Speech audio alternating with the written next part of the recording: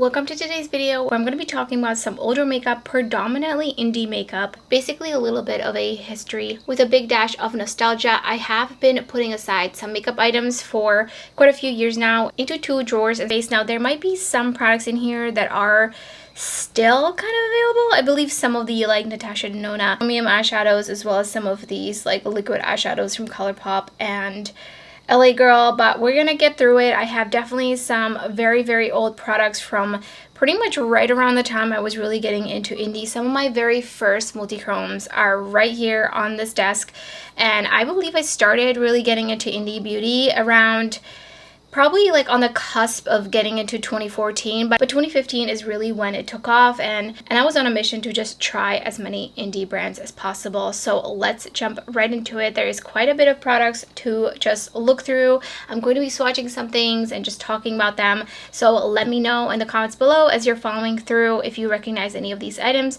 Do you have any of these still? So let's jump right into it. So first up, I thought we would go through some of my very first multi-chromes. Now I don't have all of the ones that I've tried for the first time, but I do vividly remember one of my very first multi-chrome purchases being from Dawn Eyes Cosmetics, and then I believe after that I discovered Notoriously Morbid and then Shop Darling Girl or just Darling Girl. And they did all predominantly first sell loose pigments, but Notoriously Morbid does have pressed eyeshadows as well now, but I don't have any more Notoriously Morbid eyeshadows. So we're gonna swatch some of these. Obviously these are pretty old at this point. So if you don't know the lore of Dawn Eyes Cosmetics, basically you could get these little sample bags. I don't even know how much was in here. It doesn't even say, but it was a really small. It was probably like half a teaspoon or something of product, which actually a little bit goes a long way, especially with the loose pigment. You definitely needed a primer with this, but these were pretty cheap because it was such little amount of product. And then if you wanted to get more, you would get this little plastic jar. And then eventually they did sell full sizes, which was this right here. It doesn't have the amount in there, but it's not really relevant.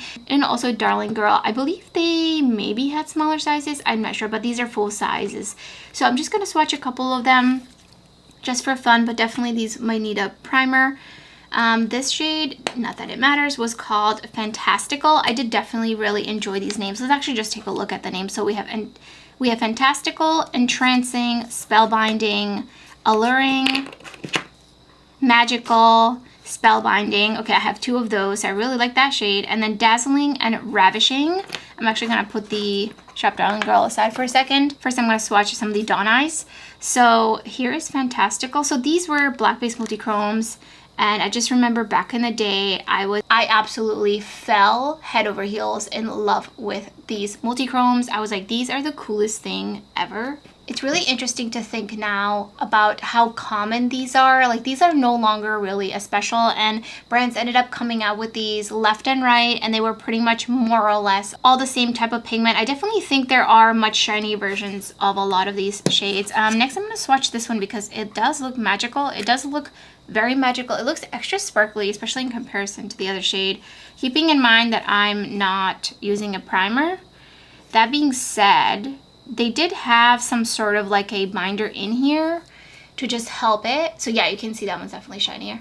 Not me reviewing like almost 10-year-old multi-chrome eyeshadows, but I mean, that was for its time, like circa 2014, 2015. I'll actually have to look at my email to see the receipts, but I will put that up on the screen once I find it. These were just absolutely mind-blowing. I mean, there was nothing out there like that except for paint and nail polish, but not for like eyeshadow.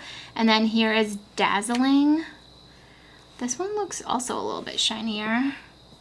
But I mean, you can even see just from like, that's like really good quality, and they're still swatching really nicely. I mean, for the most part, they're mostly pigment, but they do have a little bit of binder, so they do definitely like apply easier than some other loose pigments that have no binder. They're literally just pigment. And then since I apparently really like Spellbinding, I'm just gonna swatch that one as well. Oh yeah, this is like, basically this one reminds me of kind of like Weld from Clionadh, and then I think Color Cosmetics had one very similar, and then I believe there's like other brands. It was just really interesting how like taupey silvery it was, and then it shifted to green. So cool. It'd be great if it would focus on my hand, but I mean, look at how shifty. These are so fun. Now, so next up is Shop Darling Girl. So I have, okay, this is funny to me because this is called Supernova Chroma Shift.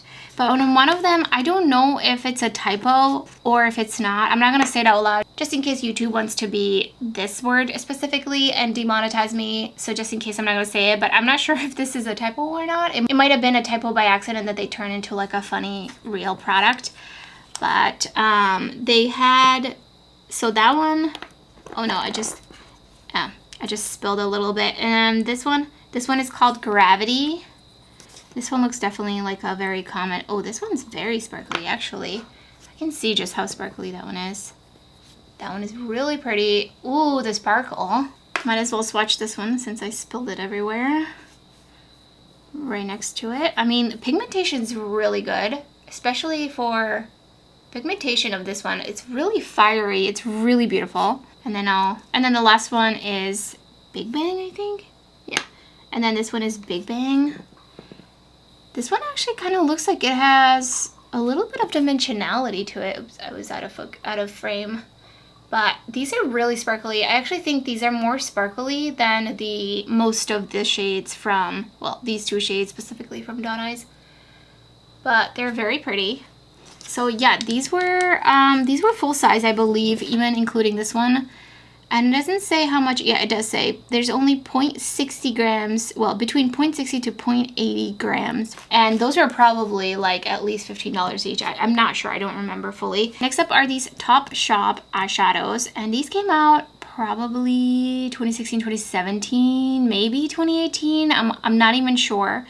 But I feel like they sold out of these pretty quickly, and I had them previously, but I decluttered some of them, and then I immediately was like, no, I need to repurchase these. I found them on Mercari, and I snagged, I believe, the 2 shades. I think there were 2 other shades that were like this. This one is just like an iridescent shade, but these 3, oh my goodness, if I had only known back then what I had in my possession, because these are the most similar to Pat McGrath Astral shades I have ever touched, swatched, experienced, compared. I mean, these are right on par, and these are baked, so they do have that kind of like, what do you call it, like netted pan in them. So they are pretty fragile, and they've been falling out of the pan, but it doesn't really matter because these are so beautiful. Definitely need to swatch these for you. First, I want to talk about the iridescent shade. Now, this one is very different in texture from these others. It's just not as shiny. It's a little bit more harder pressed. It feels more like a regular type of shimmer shadow.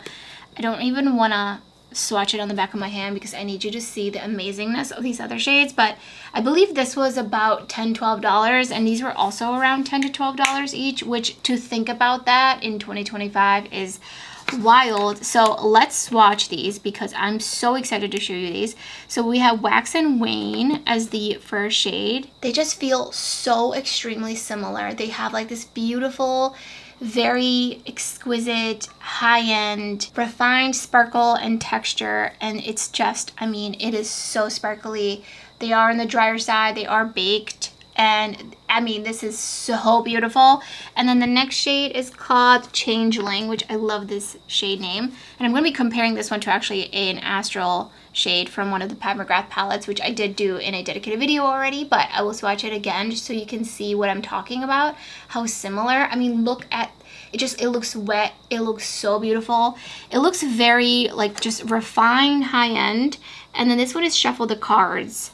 I just feel like there was one more, and I think it was like blue maybe. Oh my goodness, I mean, it's so beautiful, so sparkly. Here's the Topshop shade, and this one is one of the Astral shades from the Bronze Seduction palette. I mean, look at that shine. They look literally identical on my finger in terms of the texture, the feel, just everything about them. Let's see, where should I swatch it? Let's just swatch these here. So here's the Topshop shade. Now, shade-wise, they're definitely a little bit different, but I mean, sparkle, hello, they look literally almost identical. They look like they're the same texture, same particle, same pigment, just everything. And not just because of the fact that they're baked, it's like the way that they sparkle. I will not shut up about these. I really wish these would come back in some sort of shape or form. I do wonder about the fact that they were not available for that long. Next, let's talk about some mainstream multi-chrome. So these are from LA Girl. I'm not sure if these are still available, but I just put them in here with my nostalgia makeup because I was like, one day I want to look back at these and be like, what a wild time that drugstore makeup was releasing multi-chromes. I do have a dedicated video on these, and I just really don't use liquid eyeshadows, and especially like black based liquid eyeshadows. So I really just got them for the video, so I'm just gonna swatch them because from what I remember, they were not that great. I feel like they're definitely a little bit like thicker, and right now it's swatching a little bit better. But for drugstore, I mean, these are definitely, I don't remember how much they were, but they were pretty good for drugstore. And LA Girl, I know, is definitely very cheap, so this was kind of like, this was just really intriguing to see. I'm not going to swatch all of them, but they're pretty nice for sure. And I mean, they were probably like $10, so for $10, I think that they're nice. I do also have some of the ColourPop liquid multichromes, which they do still sell. I just have them in nostalgia because one, I don't really use them very often. Two, I didn't really like them when I did a review on these. I just felt like they were pretty dull. I mean, they're pretty cheap, so that totally makes sense because they have to put less pigment in them.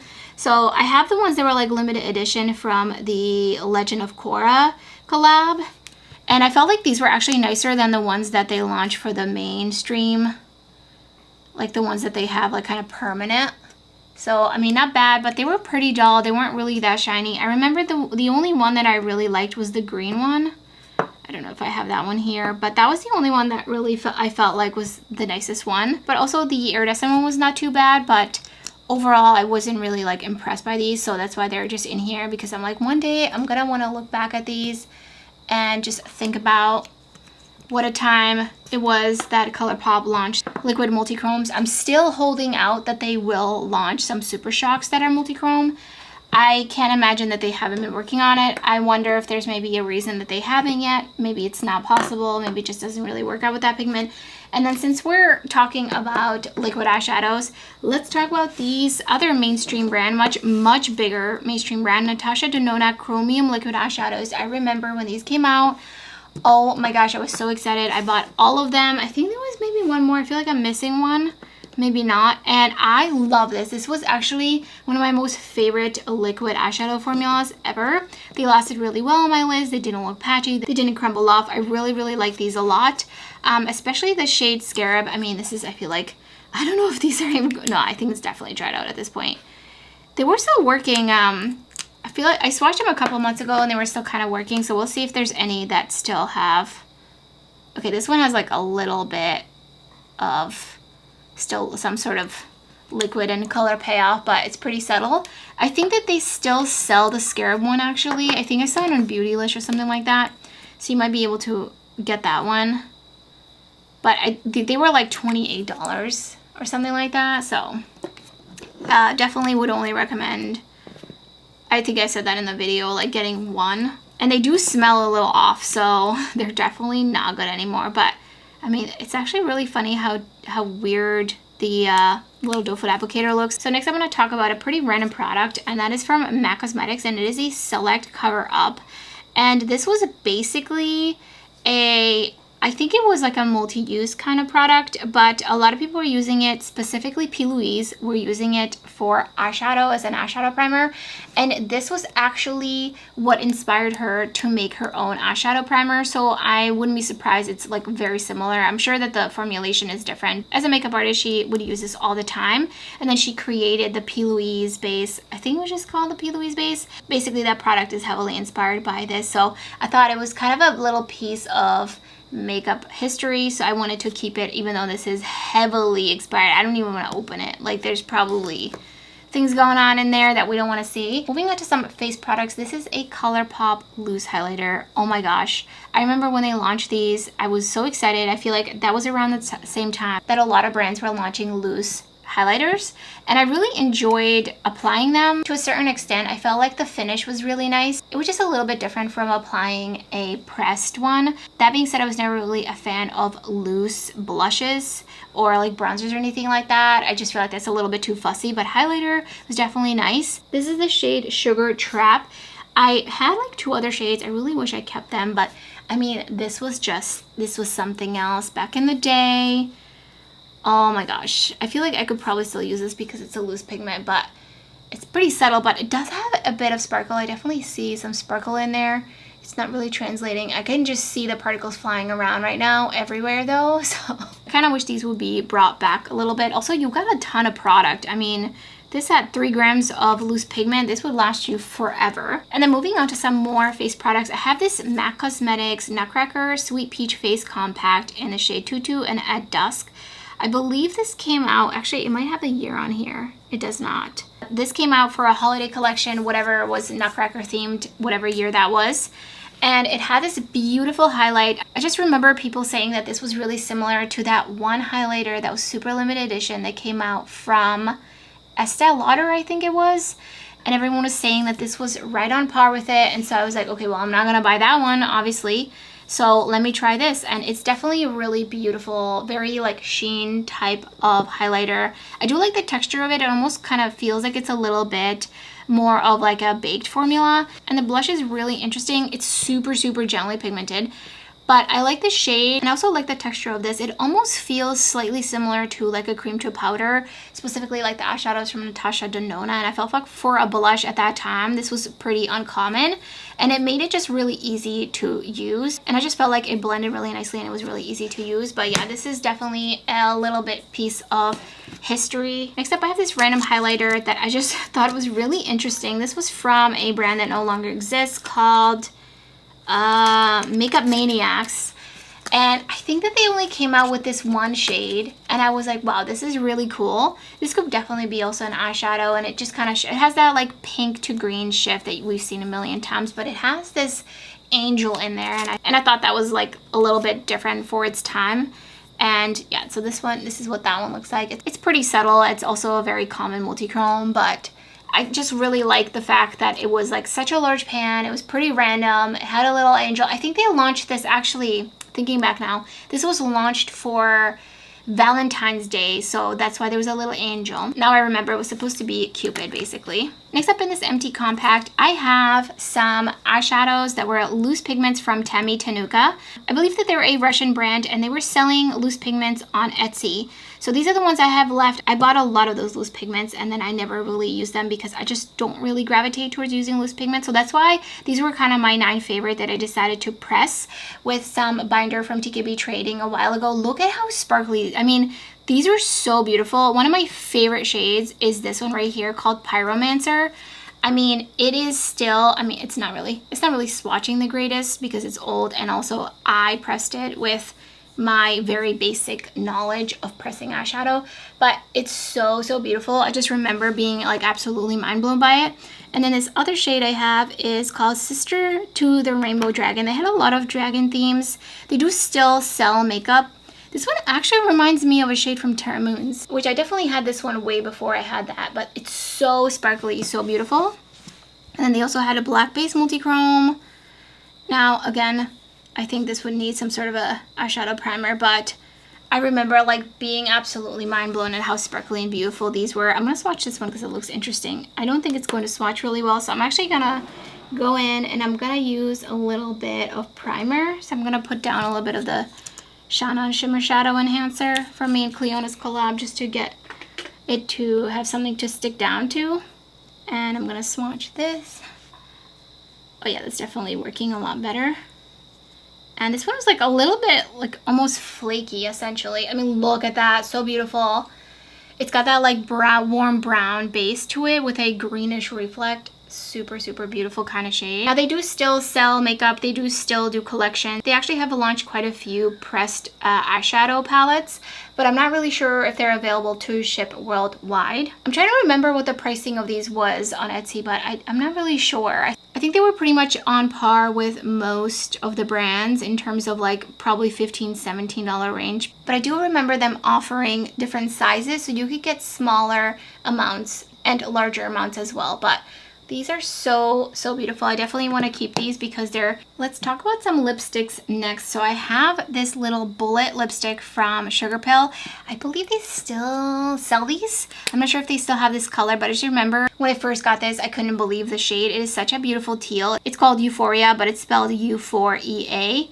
And it is just a really nice teal shade, but I'm never going to use this, so I just have it in here. But also really love the packaging. I think it just made so much sense. It feels really nice and sturdy, ultra sparkly, and super fun. And then next I have this Ella Masca lipstick in the shade Smolder. I'm not going to swatch it, but here's what the shade looks like. I believe that they've gone out of business. I also had a palette, and I was sent this in PR along with the palette, and also a highlighter, which I don't have anymore, but they had this like black lacquered packaging with like a very specific look and feel.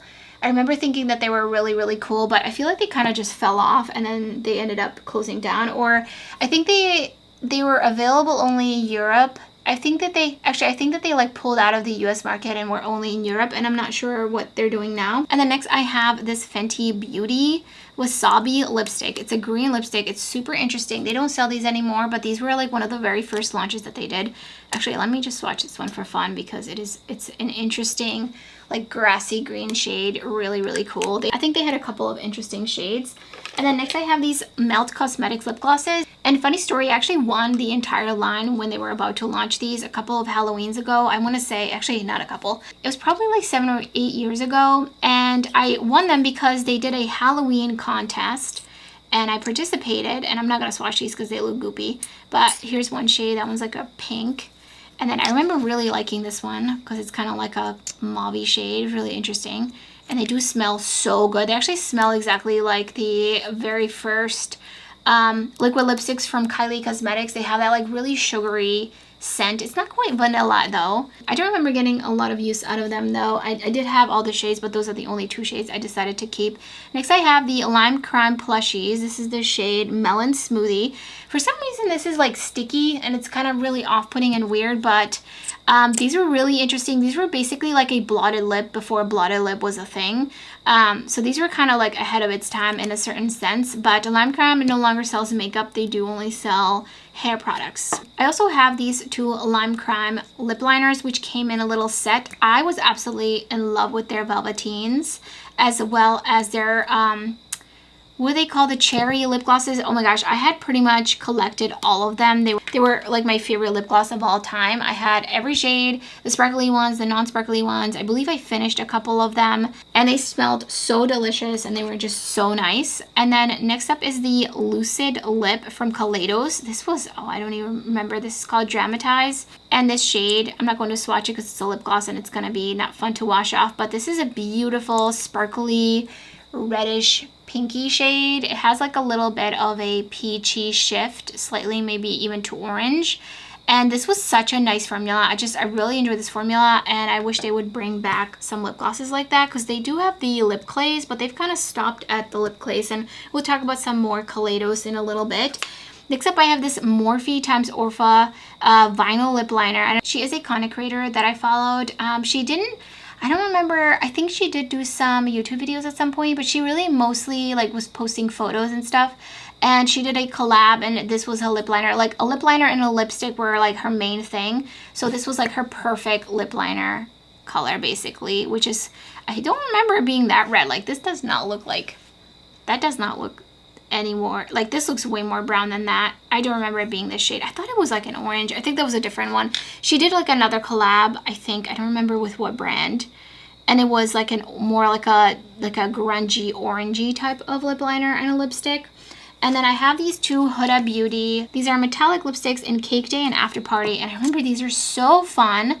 So they're basically super, super sparkly metallic lipsticks. Super fun. This was in the era, like the real like height of the era of metallic lipsticks. I know Jouer, I'm not sure if I'm pronouncing that right, but I know they had some like liquid lipsticks that were kind of sparkly like this, but they had more subtle shades. They had like a really light pink. I wish I kept those, but these are so fun, and they're so sparkly, and I just love how bright these 2 shades are. And then lastly, for the lip products, I have the Sigma Beauty Lip Switch. I think they were 2 more shades.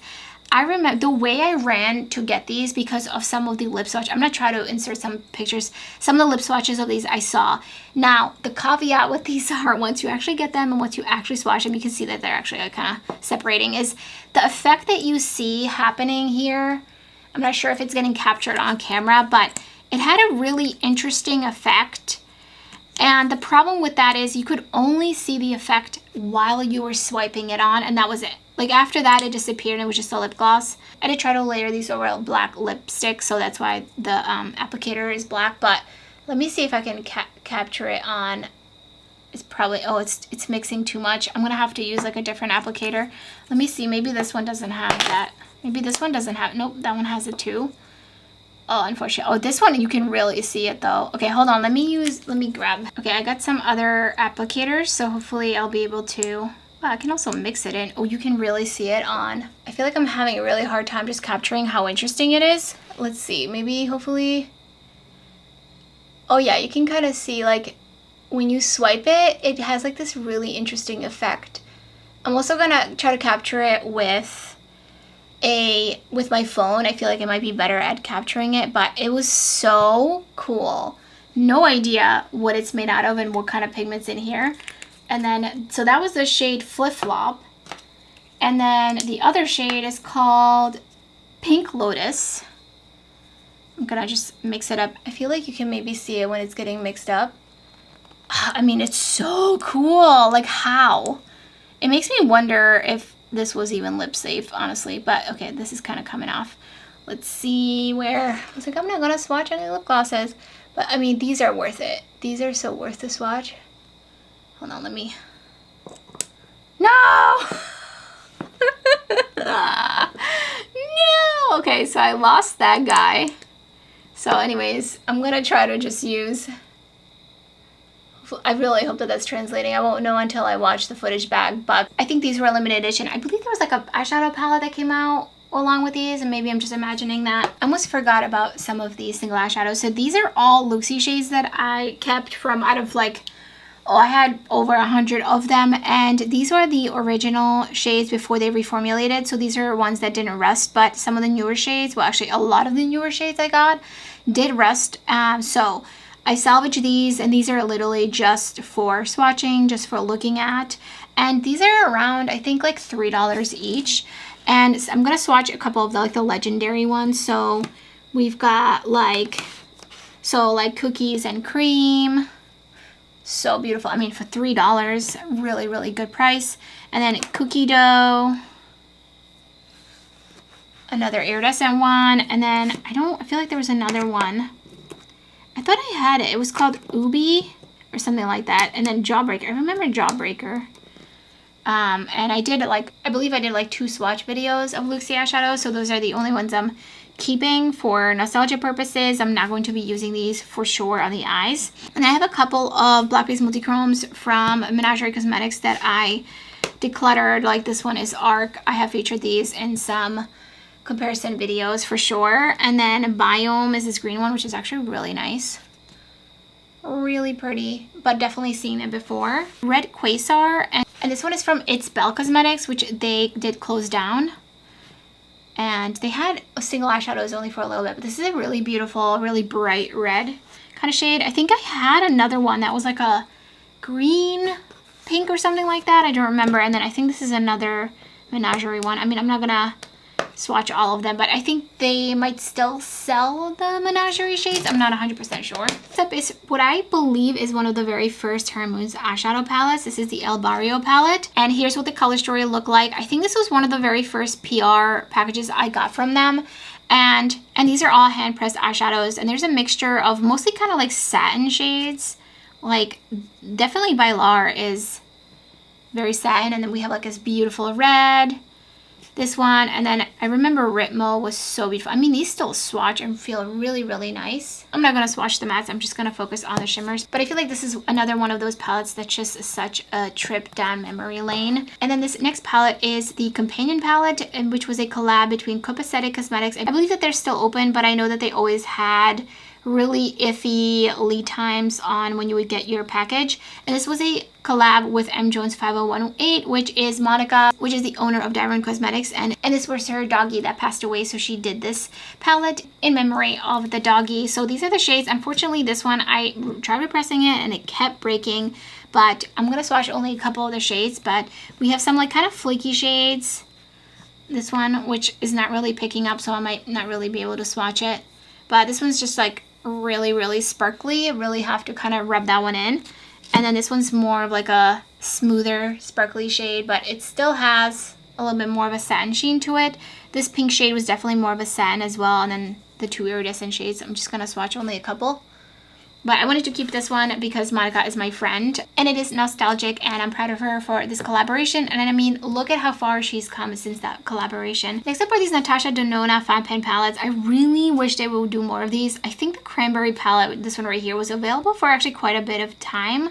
It actually might still be available. I'm not 100% sure. But some of my very first YouTube videos I ever posted were with these palettes. And I really, really like these. I enjoy these very much. This was, I think, one of the first times we saw the cream to powder matte formula from Natasha Denona. Unfortunately, these did tend to kind of hard pan like this one right here. But the shimmers in here are so beautiful. I really would love to see more shades like this from her in more recent palettes. I haven't really been buying them, so I'm not sure. Maybe they do have them. But I mean, this is so, so pretty. I feel like, I don't know, I feel like some of the more recent palettes that I tried just didn't have the same level of like shine and sparkle as some of these palettes. Like these were really, really nice kind of shades for its time. Next up, let's talk about Kaleidos makeup. Now these were just so cool. I love the themes. I love the artwork on these. I love the color story specifically of the turquoise, what is it called? Electric turquoise. I just remember being mind blown at this color story. I love this color combination so much.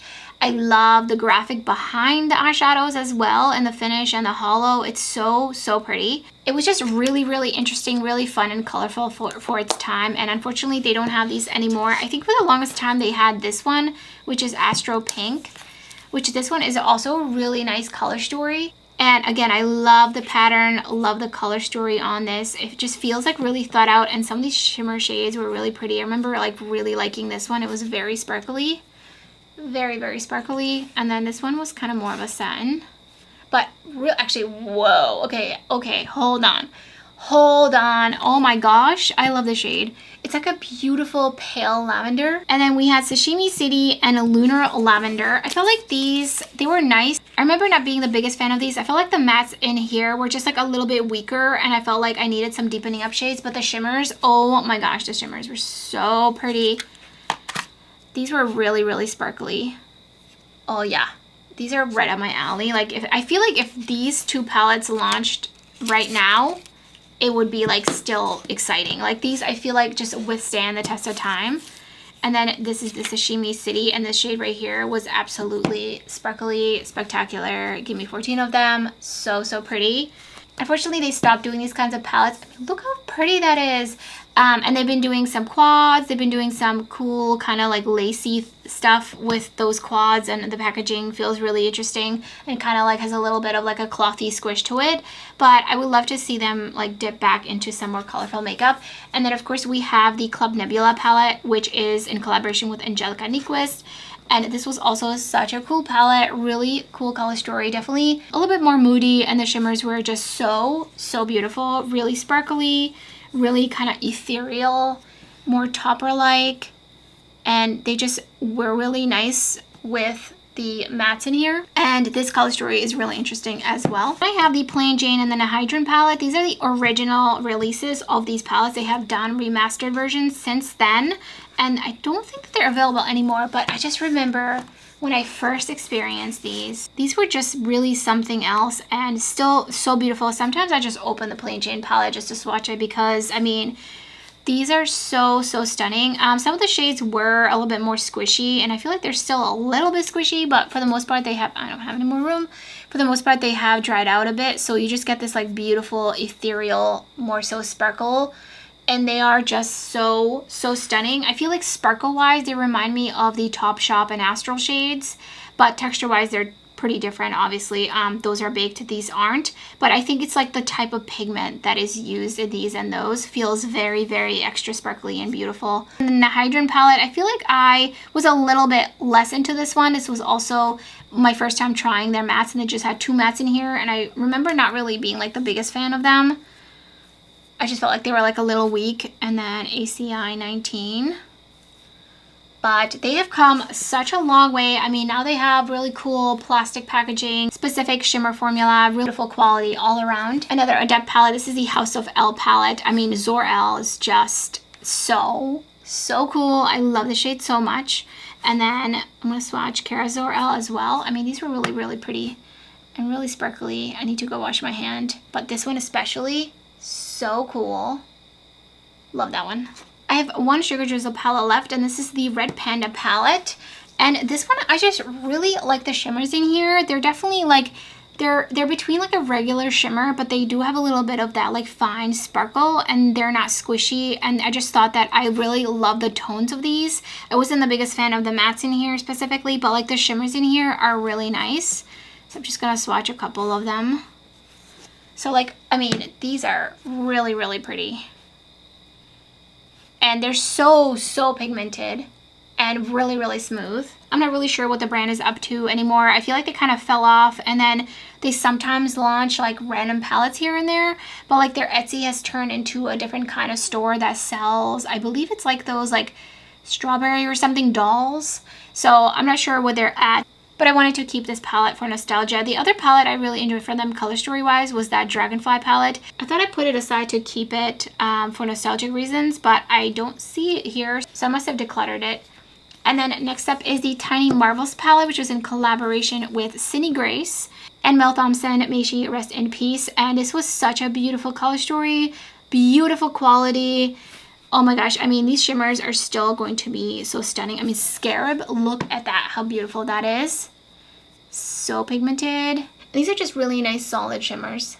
And the mattes are just such a great, amazing quality. And I really wanted to keep this to remember Mel by, because I love watching her. She was so relaxing. She was so kind. She was very knowledgeable. And I feel like keeping this palette is like keeping a little part of her, because she came up with the color story and everything. Next up, I have another collab. This is the highlighter palette, which was in collaboration with Ellie Star and Lele Posh Cosmetics. And so we have different kinds of highlighters in here. There was a glitter, like a straight up glitter in here. Unfortunately, there was something funky going on, black spots and stuff, and it just looked a little bit weird. So I took it out and I threw it out. But I wanted to keep these other ones because they're so pretty. So Boy Mom and Pisces, she does have a son and she loves her coffee, and she's from New York, so she's spelling it as coffee. Let me swatch Mushy, because this is such a beautiful, really dimensional kind of shade. I feel like we've seen this kind of shade so many times now in 2025 and 2024. She really was ahead of her time with this shade. I mean, it has a bunch of different like sparkly, different kind of flecks throughout it. I see blue, pink, purple. Super fun. Next up is the original version of the Clionadh Paleo palette. Now, I did buy this one pretty recently off of Mercari, so I haven't had this for a long time, but I just wanted to have it because I have the newer version, and I just wanted to like take a look at it and just like get a feel for the difference in the color story. Again, it's a little piece of history, and also this is hand painted, so really cool. I really wanted to have this palette because of the fact that it's hand painted. And then another super old palette is a Sandra Rose palette from Glaminatrix Cosmetics. I did get this one sent by a follower who saw me talking about how I wish I got this palette after it was discontinued, so she sent me hers because she didn't want it anymore. And these were, I mean, I love the color story, super beautiful, and then the shimmers are so stunning. Unfortunately, they were a little bit fragile, but I'm going to swatch a couple of shades like Rose and Flourish. Ooh, that one is really punchy, and they still make really amazing single eyeshadows and eyeshadow palettes, especially eyeshadow palettes. I mean, they have leveled up so much since this palette, but in itself, that palette is great. Next up is the Lime Crown Venus XL2 palette. I did also buy this one a little bit kind of semi-recently because I did a What If This palette launch in 2024, I think it was last year, and so I repurchased it for that reason. Unfortunately, some of the shimmers in here, while they're really pretty, they do like hard pan. Like this one's like completely hard pan. Eve looks like it's about to hard pan. I mean, they feel okay. I just really found this color story really interesting because of the sages and then the warmer tones and the pink. I just thought it was a really beautiful color story. Definitely seen this one kind of redone by other brands since then and kind of condensed down, but I thought it was a really interesting color story for its time. I think I want to say I did like maybe like 10 looks with this palette or 5 looks with this palette, and it actually performed really well on my YouTube channel. And then I have the Giant Wolves palette, which is in collaboration with Annette and Odin's Eye, which is a collaboration with Odin's Eye and Annette. Now, I don't think she's posting makeup content right now, but she might come back one day, and I just love this color story. It is such a beautiful color story, one of my favorite color stories from Odin's Eye, so I knew I had to keep this one, and the shimmers are ultra beautiful and sparkly. Next up, I just kept this Color Drain Empty palette, so there's nothing in here, but this used to have those really bright mattes in here. When they launched those, I remember being super excited about these, but this whole palette was full of those mattes. I remember there was like kind of like a lot of controversy with those. Well, not like full on controversy, but there was a lot of like quality issues with them. I remember some people like really enjoying them and some not so much, but yeah, I wanted to keep this one because it feels very, very nostalgic for a very specific time in the makeup beauty space, especially in the indie space. This next palette is relatively kind of new, especially in comparison to some of these other ones. And this is the Metamorphic palette from Beaute. And this one I got, because some of the shades reminded me of some of the shimmers from the industrial palettes from Izumaya, which she actually relaunched those two palettes in different packaging, and I'm just like, okay. Anyways, these were really, really interesting. The mattes were a little bit lackluster, but the shimmers in here are definitely really beautiful. Unfortunately, most of them are really squishy, which I'm sure at this point they're probably a little less squishy because I've had it for a little bit, so I'm going to swatch a couple of them. But I did a dedicated video on these, and I mean, they're really nice, but it's actually really interesting because they haven't launched anything like this since then. So it makes me kind of wonder why not. But I mean, look at these. They were really, really beautiful. I have tried some other palettes from Beaute, and I don't remember those shimmers being anything like close to this. Like, they're still really nice, don't get me wrong, but these felt just like a little bit different, a little bit exciting. I really like the just vibes of this one. It's a little bit interesting the way it opens. It's definitely a little bit different, but I don't remember this being limited edition, but I mean, it's not available anymore. But I'm just keeping this one just because I think it's really interesting, and it felt like just kind of like a random, really cool one-off for Beaute. Except for some single eyeshadows. These were in collaboration with Monica and ShineBySD way back in the day, and these are just so, so beautiful. I love ShineBySD shimmers, so I wanted to keep these. I did receive these in PR, and they are still so, so beautiful. Just gonna swatch a couple of them. Oh my goodness, they are so stunning. Really beautiful texture formula. Dearest Diary Flower Nose Empty Palette. I really wish that they would actually do more of these because this is kind of really cute. Actually, I just realized this was the collab with Volta and Monica and ShineBySD. So there were two collaborators. Next up, we have the Subculture ABH palette. There was so much controversy with this one because people were having a lot of hard time with the performance of the mattes in here. I do remember liking it, but it's definitely a much harder color story. It's a little bit more unconventional. I kind of feel like this is more of a color story I could see like an indie brand coming out with versus like a mainstream brand. But there's just some really beautiful, interesting, grungy tones. Definitely very much a fall palette. There were only 3 shimmers in here, with one of them being kind of like an iridescent, well, kind of like a wannabe iridescent shadow. It's very, very dull. I mean, you're probably not really gonna even see that one. And then these two are, I think Electric was pretty exciting for its time, but these are just really interesting tones. Another Kaleidos palette. This is the Flower Punk palette, and this one opened this way. And this one was also very interesting for its time. I really like this color story. I thought it was really interesting with the aqua and the pink and then the super grungy tones. And then the shimmers, again, really, really pretty. I mean, you can just see how sparkly these are. So this was a really fun palette. I feel like design-wise, I really enjoyed like the overall concept of it, but I do feel like this just, it's a little bit messy and it's just not really ideal. So I wish it was just like a regular packaging. I have another Natasha Denona palette. This is the Metropolis palette. I believe this was still available for like quite a bit of time. I remember how excited I was about this one. This one does have the smaller pans, which I was very excited to see from Natasha Denona because it just made things a little bit more affordable. And these shimmers, I remember really, really liking this palette, really liking the shimmers, really liking the mattes. There was a lot of cream to powder in here. Not this orange one, but I remember really, really liking this palette and just like reaching for it a lot.